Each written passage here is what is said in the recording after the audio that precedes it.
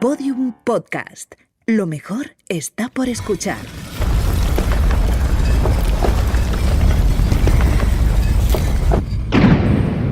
Dentro de la pirámide, con Nacho Ares. Podium Podcast.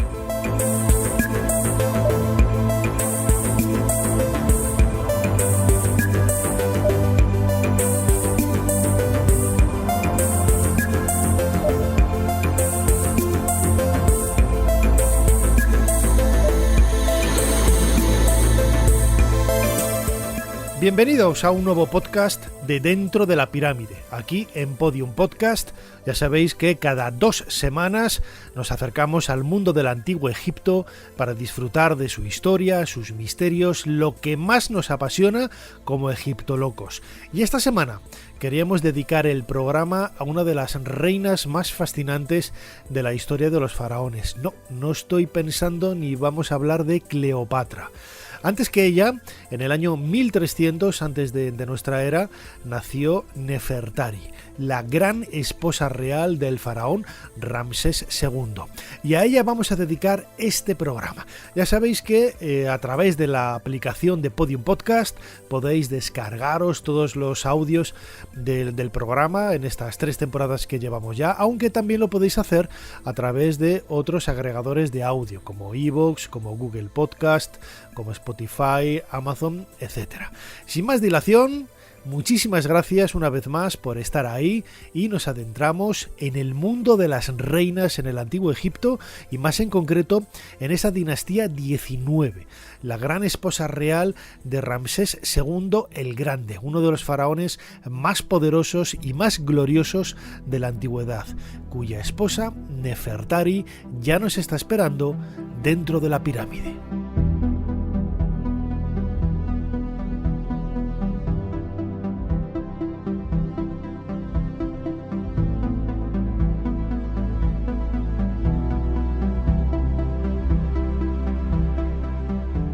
Hace un par de temporadas dedicamos un programa precisamente a las reinas de Egipto.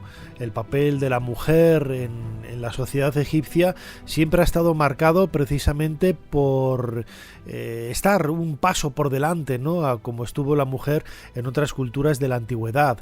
Siempre quizás vemos elementos con los que definir el papel de la mujer en el mundo antiguo a través de Grecia, de Roma, de Babilonia, de Persia, de Sumeria. Sin embargo, donde más derechos tuvo fue en Egipto, en el Egipto de los faraones.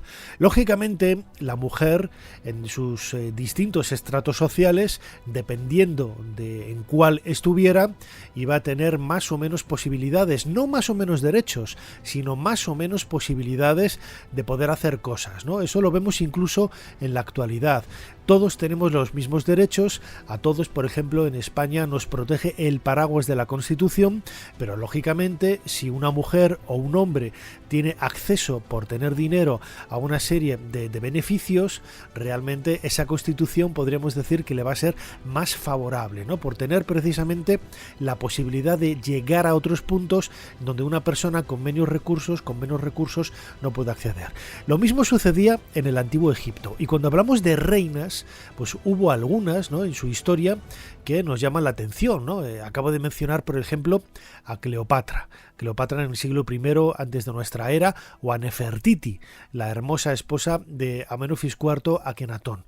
Pero si yo tuviera que quedarme con una, no tanto por quizás su papel como mujer en la política, yo me quedaría, gracias a su legado arqueológico e histórico, con la reina Nefertari, la gran esposa real, esto es, la esposa principal, la primera esposa del faraón Ramsés II. Fijaos hasta qué punto el propio Ramsés tuvo apego a esta princesa con la que se casó prácticamente cuando era un adolescente, que hasta su muerte, más o menos hacia el 1255-1250 antes de Cristo, Nefertari debió de fallecer como a los 40 y pico años, y Ramsés II pues alcanzó casi los 80. Pues en ese tiempo en el que estuvieron casados, Ramsés II, al contrario de lo que podríamos esperar de un matrimonio acordado como eran todos estos, él siempre habló maravillas y tuvo en el recuerdo y en el corazón la figura de Nefertari. Esto, que nos puede parecer algo de novela rosa, realmente está justificado por los textos, ¿eh? Y sobre todo el trabajo encomiable que Ramsés II hizo para su esposa, la gran esposa real Nefertari. Para ella mandó excavar en Abu Simbel un segundo templo, un templo en el que el propio Ramsés II aparece del mismo tamaño que Nefertari. No sucede como en otros lugares, en otros templos, en otras épocas de Egipto, cuando vemos que la reina es representada en un tamaño menor que el del faraón. Aquí Nefertari aparece en el mismo tamaño que los dioses y el propio Ramsés II. Y lo más sobrecogedor de todo, lo más emocionante de todo, lo que le da ese elemento humano realmente atractivo, es el texto que mandó grabar Ramsés II en honor de su gran esposa real, Nefertari. Ramsés II. Él ha hecho un templo, excavado en la montaña en Nubia, de calidad eterna, para la reina principal. Nefertari, amada de Mut, por siempre jamás. Nefertari, por el bien de la cual el propio sol brilla.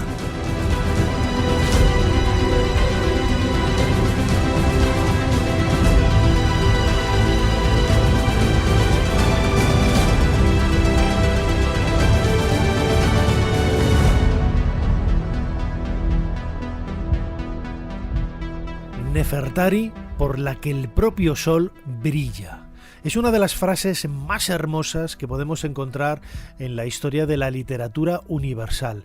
Hoy podríamos decir que este texto, grabado sobre las jambas de esos nichos que forman la fachada del templo de Abu Simbel, del templo de Nefertari en Abu Simbel, bueno, pues están más relacionados con los textos religiosos, ¿no? Porque es un templo dedicado a la diosa Hathor, identificada con Nefertari, en cuyo interior vemos precisamente escenas de la coronación de la propia reina Nefertari, esos pilares con la cabeza de la diosa Baka Hathor. Es todo un ambiente religioso, como esa señora de Occidente, esa señora que nos da la bienvenida en el mundo del más allá, pero el texto tiene un elemento humano realmente sobrecogedor, como decía antes, ¿no?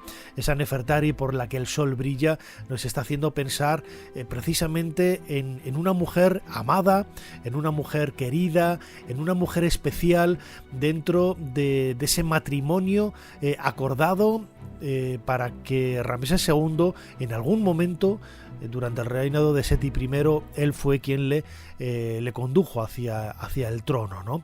Bueno, pues todo esto, insisto, nos hace ver también que el mundo de los reyes, el mundo de los faraones, a veces no es tan mitológico como podríamos esperar, ¿no? ¿Hasta qué punto las reinas, como es el caso de la reina Nefertari, gobernaban? Es cierto que, por ejemplo, en el caso de la reina Tigi, la esposa principal, la gran esposa real de Amenofis III, encontramos una serie de escarabajos votivos, por ejemplo, que nos hablan de su boda, de ese primer encuentro, de la unión casi sagrada, ¿no?, entre el faraón Amenofis III y la gran esposa real Tigi.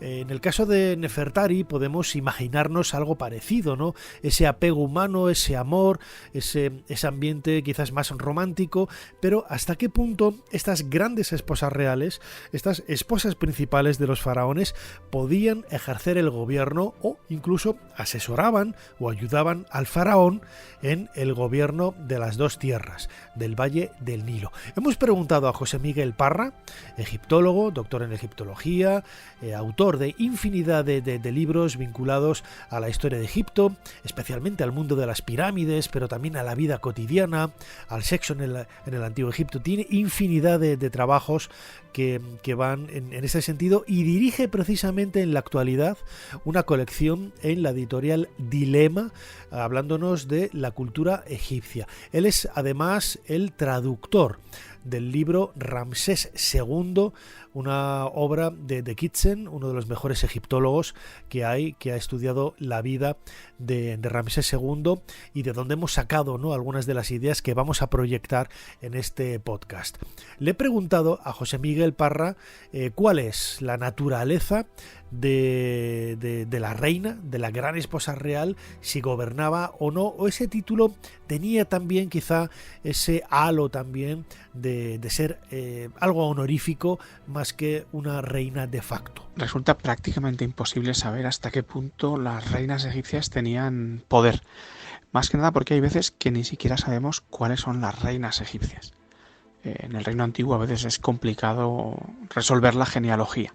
En otros casos, como en el reino antiguo o en el reino nuevo, mejor dicho, sí que tenemos noticias de que algunas reinas como Tigi o incluso Nefertiti sí que tuvieron verdadero poder. Sobre todo porque tenemos documentos gráficos que nos informan de que es así, como cuando vemos a la reina Nefertiti acompañando a Ajenatón en su carro, o la vemos representada con un signo típicamente de rey, la cobra dorada en la cabeza, en la frente. En el caso de Tigi, por ejemplo, tenemos documentos, cartas de reyes extranjeros que le escriben directamente, lo cual nos informa de que algún tipo de contacto con la vida política tenía. Es curioso también, por ejemplo, que en la dinastía 17 algunas de las personalidades más importantes que se dedicaron a la reconquista del país, pues fueron las reinas de esa dinastía 17. De modo que es muy posible que, aunque ideológicamente sea imposible o no se pueda demostrar, o mejor dicho, representar que las reinas tenían poder, en algunos casos sí sabemos que fue así. Dentro de la pirámide, con Nacho Ares, en Podium Podcast.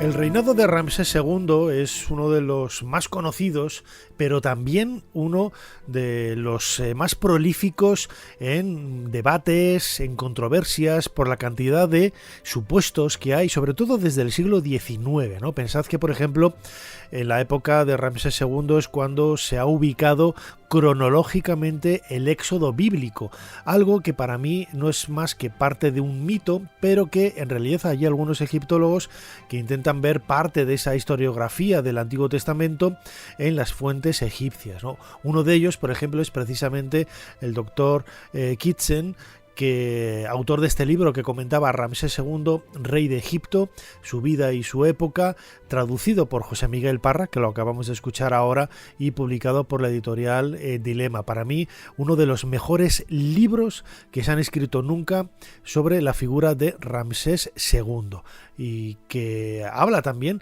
en profundidad de la figura de Nefertari como gran protagonista de aquella época, ¿no? Precisamente hace unos años hubo un culebrón en Sudamérica, creo que era brasileño, titulado Moisés y los 10 mandamientos, en donde lógicamente aparecía la reina Nefertari como la esposa principal de Ramsés II, ¿no? Con una historia pues a caballo entre la novela, la ciencia ficción, la novela rosa, romanticismo, etcétera, pero que no deja de ser una forma, ¿no?, de acercar la realidad que pudo haber en ese trasfondo histórico por detrás de los hechos narrados en el Antiguo Testamento con los protagonistas reales. Uno de ellos, precisamente, la gran esposa real Nefertari, la esposa principal de Ramsés II.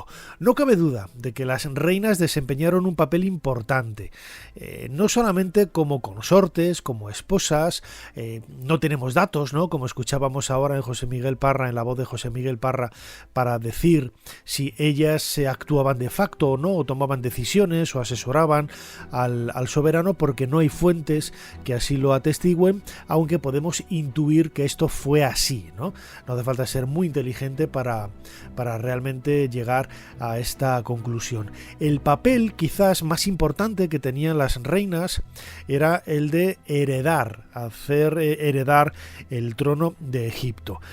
¿Cómo se llegaba a ser reina? ¿Cómo se llegaba, por ejemplo, cómo hizo Nefertari a ser reina de Egipto? No sabemos cuál es el origen. Ella, lo comentaba al principio, debió de nacer más o menos hacia el 1300 antes de nuestra era. Se cree que procede de la familia real, que era quizás también descendiente de algunas de las ramificaciones de los príncipes y princesas de la dinastía 18, la dinastía de los Tutmósidas, de Tutankamón, de los Amenofis, pero no lo sabemos, ¿no? Sin embargo, el papel, esto no quita en absoluto el papel y el grado de importancia que tuvo la reina Nefertari en esta dinastía 19. En principio, uno supondría que las únicas mujeres que podrían convertirse en reinas en el Antiguo Egipto serían las mujeres que pertenecían a la familia real. Sin embargo, no podríamos estar más equivocados. En realidad, desde la sexta dinastía con Pepi I, sabemos que cuando lo requerían las condiciones políticas o el faraón consideraba que era lo adecuado, podía casarse con mujeres que pertenecían a familias poderosas. Eran plebeyas, pero no la típica campesina de cuento que estamos acostumbrados a ver en las películas o en las novelas románticas. No, se trata de mujeres que pertenecen a grupos de poder y con las cuales el desposamiento por parte del faraón supone para ellos un incremento de su poder y para el faraón hacerse o formar parte de ese control más estrecho que tenían de las partes que el Estado de Egipto en estos primeros momentos pues controlaba de un modo menos preciso que el resto del Valle del Nilo. En épocas posteriores, por ejemplo en la 18 dinastía, cuando ya todo el país está bajo el control del faraón de una forma estrecha, pues conocemos el caso de la reina Tigi que hemos mencionado antes y la vemos que el faraón incluso presume de que se ha casado con una mujer que no pertenecía a la familia real. Es de nuevo pues seguramente un juego de poder, aunque bueno, interpretaciones hay muchas y de todos los tipos, pero en principio digamos que las que más posibilidades tenían de convertirse en reinas eran mujeres del entorno del faraón, evidentemente, aunque luego cuando era necesario este mismo faraón podía casarse con quien quisiera, seguramente siempre con mujeres de familias poderosas.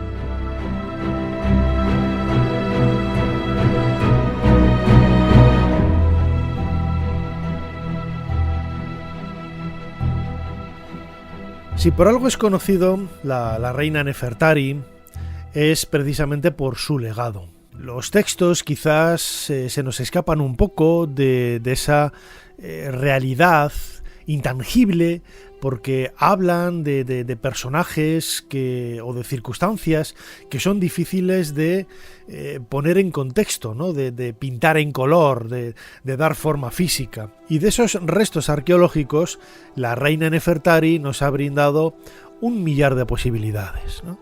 Estoy pensando, por ejemplo, ahora en su tumba.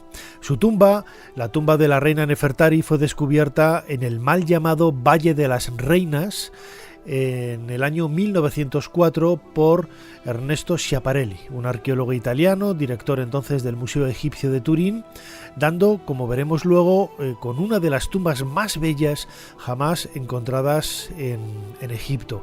Digo que el nombre de Valle de las Reinas es un nombre erróneo porque ese Taset Neferu es el lugar de los príncipes, es el lugar de la belleza.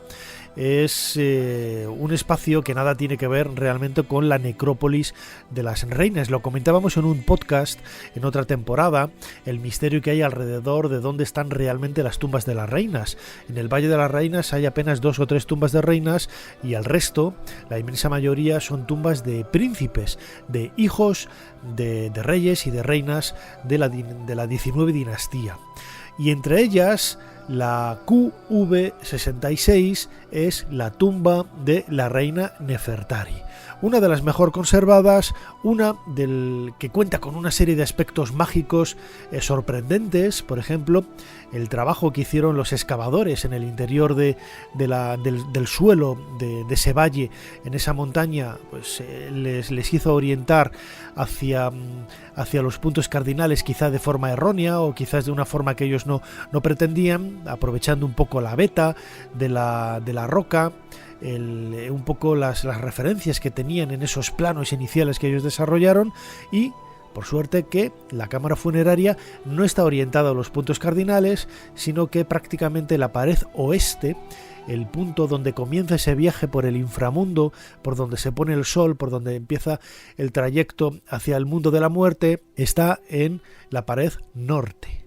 De esta forma, utilizando ladrillos mágicos, los sacerdotes del Antiguo Egipto reorientaron toda la cámara funeraria de la reina Nefertari, dándonos sorpresas realmente espectaculares, ¿no?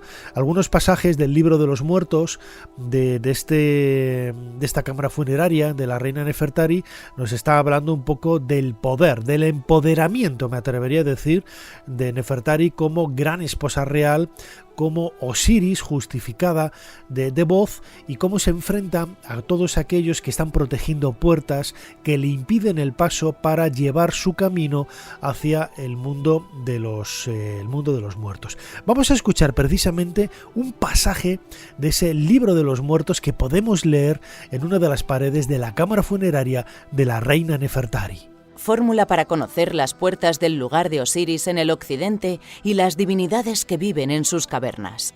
Palabras dichas por la Osiris, la gran esposa real, señora de las dos tierras, Nefertari, amada de Mut, justificada por Osiris. La primera puerta. El nombre del guardián es descendiente el rostro, el que es numeroso en formas. El nombre del guardián es el ardor de la oreja. El nombre del heraldo es voz fuerte. Soy una de verdadero carácter que ilumina el más allá cuando he venido a ti. Osiris, que resides en el occidente, que te alaba, que te limpió de todas tus impurezas y de todas tus heridas. Estableceré mi nombre en Rostau. Oh Osiris, en tus poderes y tu fuerza en Rostau. Como te reuniste por ti mismo, Osiris, por tu poder y tu fuerza soy poderosa en Rostau y soy fuerte en Abidos. Cruzas los cielos y te transportas hacia Ra. Ves a la humanidad, único Señor que sigue a Ra a través de ella. He aquí, Osiris dijo, soy un noble, y yo he dicho, puede suceder. No seré obstaculizada por las paredes negras de los pasajes de la puerta, de la cara durmiente.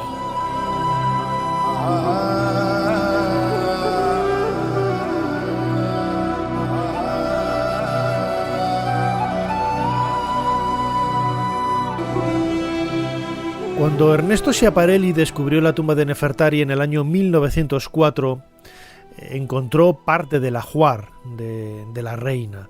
La tumba, como sucede con todas las tumbas en el antiguo Egipto, ya había sido saqueada en época de los propios faraones, y apenas han llegado hasta nosotros algunos objetos que hoy podemos ver precisamente en el Museo Egipcio de Turín, en Italia. Han llegado, pues por ejemplo, algunos shaptis, un pomo de una puerta, de un baúl, de un cofre, algunos objetos rituales, encontrados algunos amuletos grandes, nada de valor, nada de que tengan ningún tipo de material, de metal precioso. Todo ello, todos los objetos de valor se los llevaron los ladrones hace miles y miles de años.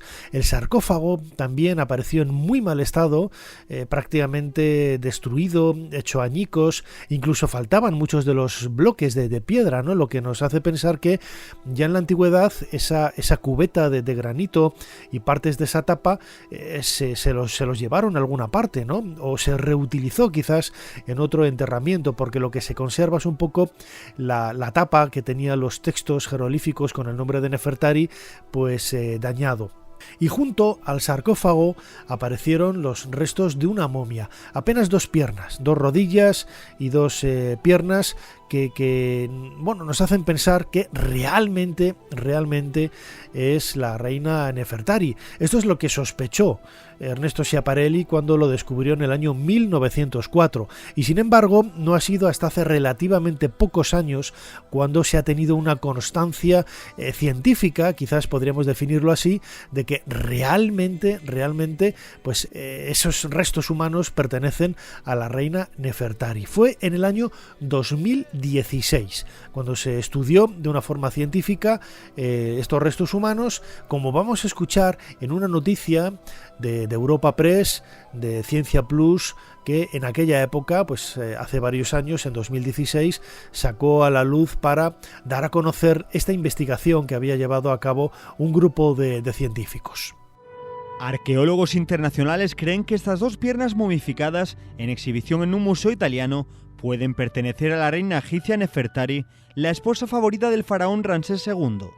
El equipo, que incluyó a Stephen Buckley y Joan Fletcher del Departamento de Arqueología de la Universidad de York, utilizó dataciones con radiocarbono, antropología, paleopatología, genética y análisis químico para identificar los restos. Como esposa favorita del faraón Ramsés II, Nefertari recibió una tumba bellamente decorada en el Valle de las Reinas, a la que el profesor Fletcher tuvo acceso recientemente. Aunque saqueada en tiempos antiguos, la tumba, excavada por los arqueólogos italianos en 1904, contenía todavía objetos que fueron enviados al Museo Egipcio de Turín, donde han sido conservados. El estudio publicado en la revista PLOS ONE reveló que las piernas son las de una mujer adulta de unos 40 años de edad. El análisis químico de Buckley también estableció que los materiales utilizados para embalsamar las piernas son consistentes con las tradiciones de momificación del siglo XIII a.C.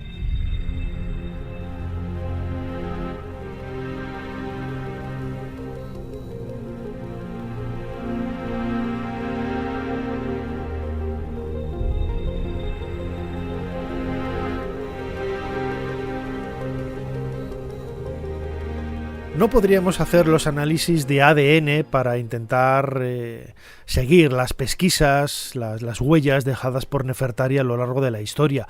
Pensemos que Merneptah, el faraón que sucedió a Ramsés II en el trono, no era hijo de Nefertari, sino de otra esposa, Isis Nofret. No voy a decir que fuera una esposa secundaria, porque ese concepto de reinas, de harén, de concubinas, que nosotros estamos tan acostumbrados a utilizar en nuestro lenguaje cuando hablamos y etiquetamos por intentar explicar o colocar u ordenar en nuestra cabeza cómo era el escenario social de un palacio nobiliario, en este caso en el Antiguo Egipto, pues realmente nada tiene que ver con la realidad, ¿no?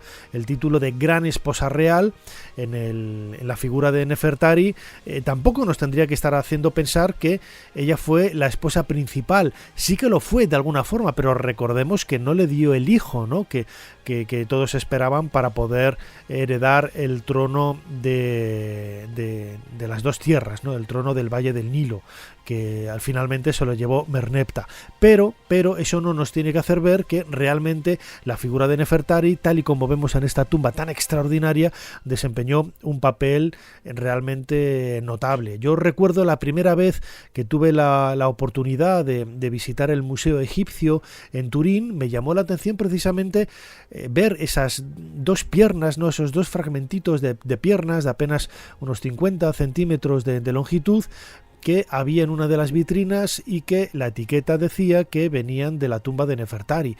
Todo nos hace pensar, claro, que aquello pues, realmente estaba identificado con la gran esposa real. Pero fijaos que es una información que no ha trascendido o que no ha tenido quizás el eco que sí que han tenido otros objetos descubiertos en esta tumba, y sobre todo, la belleza de las pinturas. La tumba de Nefertari pasa por ser una de las tumbas más bellas de Egipto.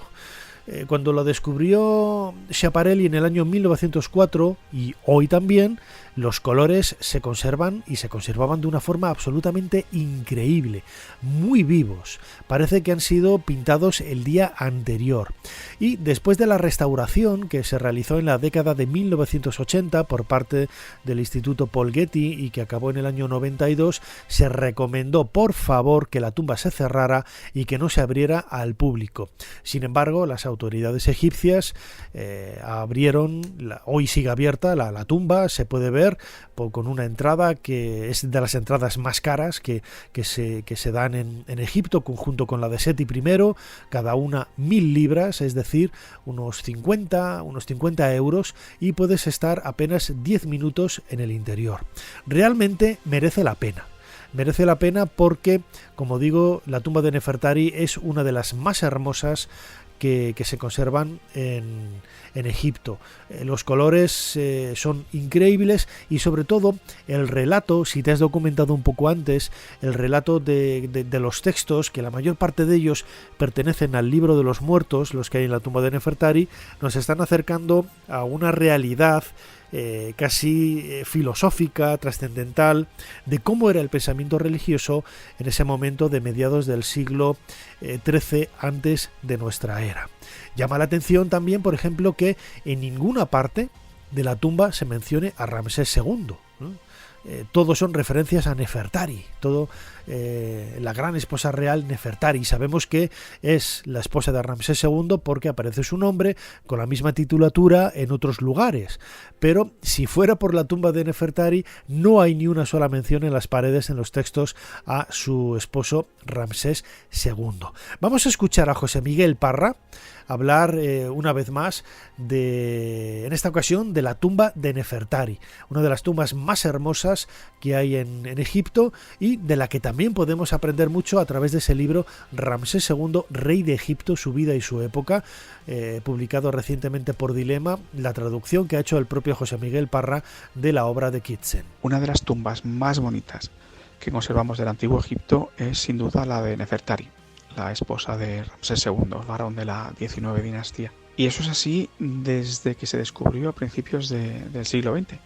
¿Y por qué? Porque tiene unas imágenes muy llamativas por lo bien que se conservaban. Son imágenes de gran tamaño, con un grandioso colorido, donde vemos además que hay algunas pequeñas innovaciones técnicas.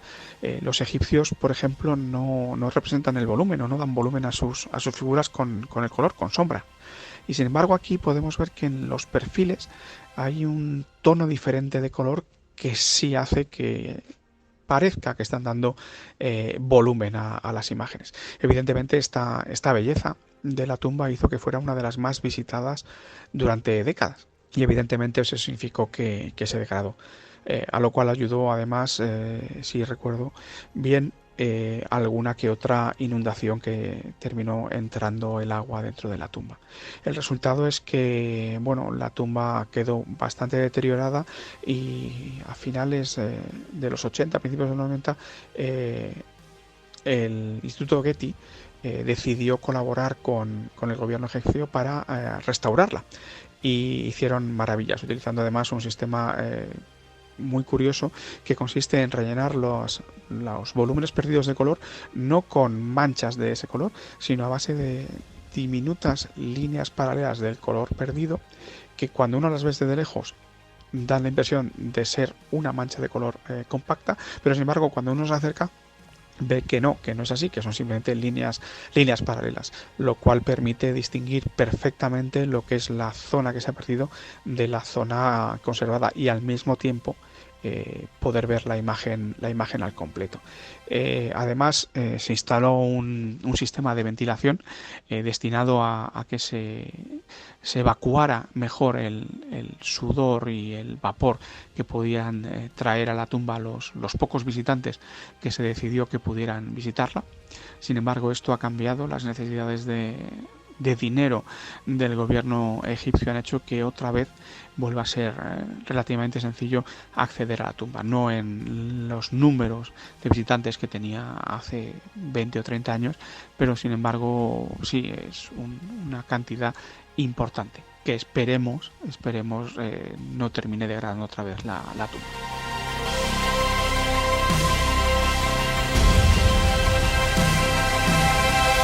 Dentro de la pirámide, con Nacho Ares, Podium Podcast.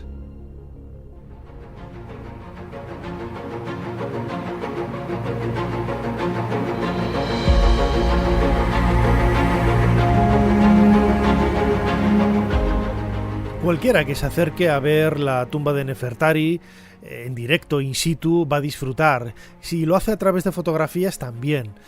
Hay una página web, por ejemplo, Nefertari Tomb, en internet, en donde puedes visitar una reconstrucción virtual en 3D de esta tumba, que es extraordinaria, de una calidad realmente magnífica, y ahí se pueden ver todos esos detalles que decía ahora José Miguel Parra, ¿no? La utilización casi por primera vez de sombreados en el rostro que parece que dan volumen a la cara, la calidad de los vestidos plisados que lleva la reina, detalles también increíbles como que siempre aparezca descalza, menos en una escena cuando está jugando al Senet justo a la entrada de la tumba, pero en el resto de representaciones aparece ella con ese vestido blanco plisado, hermosísima, descalza, ¿no? Como presentando sus respetos hacia el lugar sagrado en el que está poniendo los pies para adentrarse en ese viaje hacia el más allá. La tumba de Nefertari siempre ha sido una referencia a la hora de hablar de historia del arte en el antiguo Egipto. Yo recuerdo que a finales de los años 70 se hizo una reconstrucción de la tumba en el Museo Arqueológico Nacional. Era a partir de fotografías, paneles con fotografías, pero que acercaban de una forma brillante al gran público cómo era, ¿no? esa tumba en origen. Recuerdo que se asemejaba un poco, ¿no? a la reconstrucción de la tumba de Seti I, el suegro de Nefertari, que ya hizo Giovanni Belzoni pues en el primer tercio del siglo XIX, cuando en ese Egyptian Hall de Piccadilly realizó una reconstrucción de parte de la tumba de Seti I con los moldes que él había traído de la KV-17 que él mismo descubrió en el año 1817 en el Valle de los Reyes, ¿no? Pero esa representación de la tumba de Nefertari, esa reconstrucción, cautivó a miles de personas que se acercaron al Museo Arqueológico Nacional de Madrid, y mereció, ¿no?, aparecer en los noticiarios, como vamos a escuchar en este fragmento, ¿no?, del nodo de aquella época, en donde con esa música histriónica que parece de una película de James Bond, cuando el agente secreto va a ver, ¿no?, al doctor, ¿no?, a los malos de la película, esa música, como digo, histriónica, va acompañando la voz del narrador que nos sumerge en el interior de la tumba de la gran esposa real Nefertari. Recientemente, y como llegada de la montaña sagrada de los muertos, se ha exhibido en Madrid la tumba de la reina Nefertari, una de las más bellas y ricamente adornadas del legendario Valle de los Reyes. Ramsés II construyó este inigualable mausoleo para honrar a la mujer que más amó, Nefertari, por la que el sol se eleva. En los muros están representados los principales dioses del antiguo Egipto. En primer lugar, Osiris, el gran dios, el gobernador de los dioses, el juez de los muertos. La diosa Hathor, ojo de Ra, señora del cielo. Horus, hijo de Osiris y de Isis, llevando de la mano a la reina Nefertari hasta los cielos. 7 vacas nutricias y un toro eran la comida que llevaría la difunta a la gran fiesta de los muertos. Nefertari, sujetando el cetro, ofrece viandas a los dioses Atum y Osiris. Tot, con cabeza de ibis, es el dios de la mágica escritura. Bajando a la cámara del sarcófago, Nefertari ofrece 2 vasos redondos con néctar a las diosas Isis y Neftis. Representado por un chacal, el dios Anubis, guardián de los muertos, sujeta un látigo con las patas traseras, y la diosa Maat acoge bajo sus alas a la gran esposa real en su tránsito a la última morada. Nefertari, yo te doy la vida de Ra, señora de las 2 tierras, poseedora de encanto, dulzura y amor, justificada que está en el país sagrado de los que están en Osiris, el gran dios. El cuerpo embalsamado de la reina Nefertari fue colocado en este mausoleo hace 3200 años, pero su alma, tomando forma de ave por la gracia de Osiris, continúa viviendo. ¿Habrá sobrevolado en estos días el celaje cárdeno del cielo madrileño?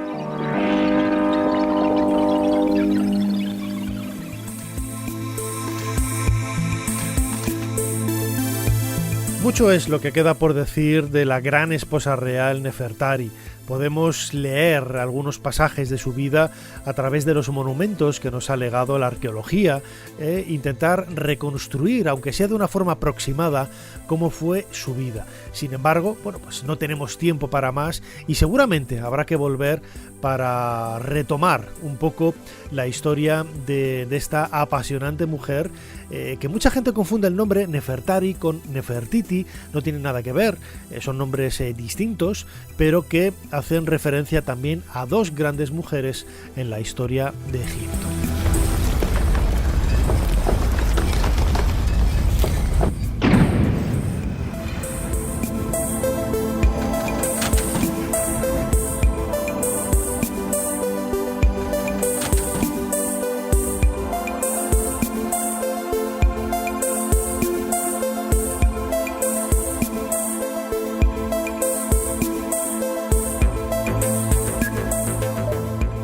Hasta aquí este nuevo podcast de Dentro de la Pirámide en Podium Podcast. Recordad lo que decía al principio, que os invitamos a que os suscribáis, ¿no?, al podcast a través de la aplicación de Podium Podcast, y si no, pues a través de otros agregadores de audio en donde vais a poder encontrar el programa, como Google Podcast, iVoox, Spotify, Amazon y un montón de ellos que siempre se me olvidan porque los digo de memoria. Recordad también que Dentro de la Pirámide tiene también un canal de vídeo, un canal en YouTube, Dentro de la Pirámide, que se llama igual, en donde todos los domingos a las 8 de la tarde, hora de Madrid, hora de España, lanzamos un vídeo con chat en directo o un streaming en directo, completando un poco también los contenidos que abordamos en este podcast de audio.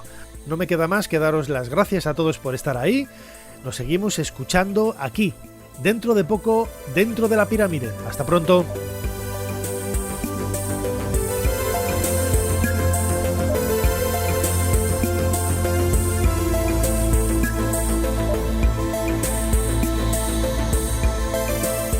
Dentro de la Pirámide, con Nacho Ares, en Podium Podcast.